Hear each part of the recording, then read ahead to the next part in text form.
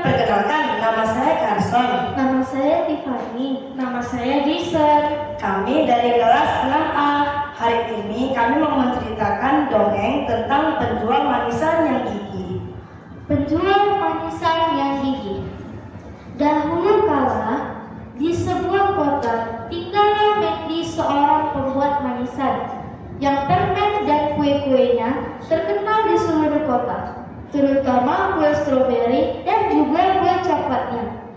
Mandy akan membuka toko rotinya sangat awal dan hanya menjual kue-kue segar yang dibuat dengan bahan-bahan terbaik.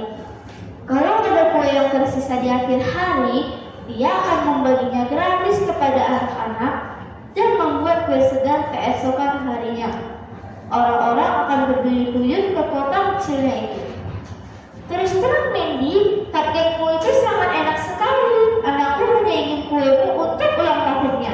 Terima kasih banyak. Dan ini ada buah cupcake ekstra untuk hadiah ulang tahunnya. Selamat ulang tahun. Terima kasih Paman. Tepat di seberang tokonya ada toko permen Barney. Barney adalah orang yang malas. Dia akan melihat orang dan mengantri untuk kue Mandy dan merasa cemburu. Jika usahanya terus tumbuh seperti ini, tidak ada yang datang ke toko rotiku. Aku harus melakukan sesuatu. Lalu, Barney memikirkan rencana untuk mendapatkan lebih banyak pelanggan untuk datang ke tokonya. Beli satu cupcake dapat dua, bayar satu cupcake dapat dua. Beberapa pelanggan Mandy pergi ke toko Barney, tetapi segera kembali ke toko Mandy. Bayar satu cupcake untuk dapat dua. Barney, entah mengapa rasa cupcake-mu tidak seenak punya Mandy. Bahkan jika kamu memberikan harga yang sangat rendah, kuemu tidak cukup segar. Maaf.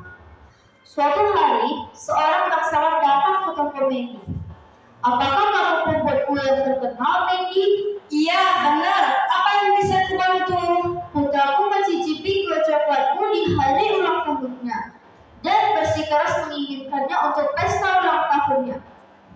Ini adalah suatu kehormatan untukku, Tuan. Mengapa kamu tidak mencicipi kue dan memutuskan apakah kamu menginginkannya?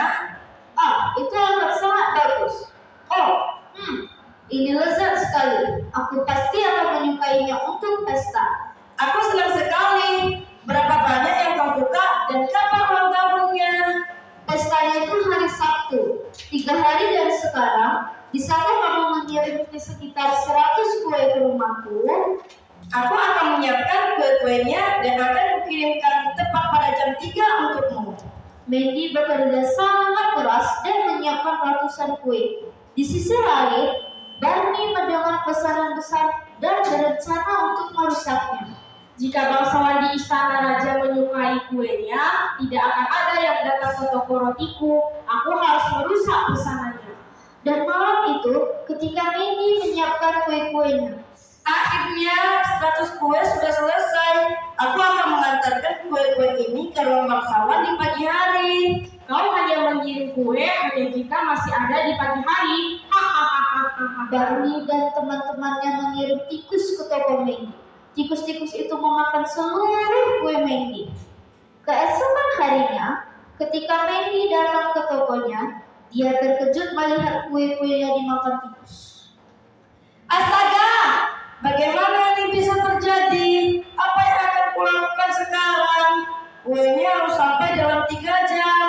Mandy benar-benar khawatir Barney tiba di sana. Apa yang terjadi, Mandy? Mengapa kau begitu khawatir? Kamu tidak pernah membuka tokonya seperti ini. Apa yang kamu lakukan di sini? Saya harus melakukan pengiriman kue hari ini ke rumah bangsawan.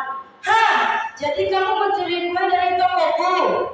Semuanya dibenarkan dalam bisnis.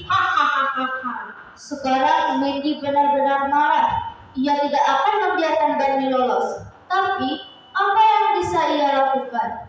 Tiba-tiba, dia mendapatkan ide. Dengan cepat dia pergi ke dapur tokonya, dan setengah jam kemudian, inilah yang dihasilkan. Lihat ayah, kue itu terlihat seperti kastil. Aku mau satunya. Wow, kuenya sangat cantik. Apakah kamu membuatnya sendiri? Iya. Lalu Mandy mengirimkan kue yang belum pernah dibuat sebelumnya ke rumah bangsawan itu. Kue kuenya sangat indah. Terima kasih, aku tahu kau menginginkan cupcake, tapi aku berpikir untuk membuat sesuatu yang istimewa untuk ulang tahunmu. Aku menyukainya. Dan sekarang, Mandy tidak hanya terkenal karena cupcake-nya, tetapi juga karena keindahan kue-kuenya, dan dia mulai menerima pesanan lebih banyak dari sebelumnya. Dalam situasi yang tidak berdaya, Mandy tidak kehilangan ketenangan dan menggunakan sedikit kreativitasnya, dia mengubah lebih sukses daripada sebelumnya. Terima kasih.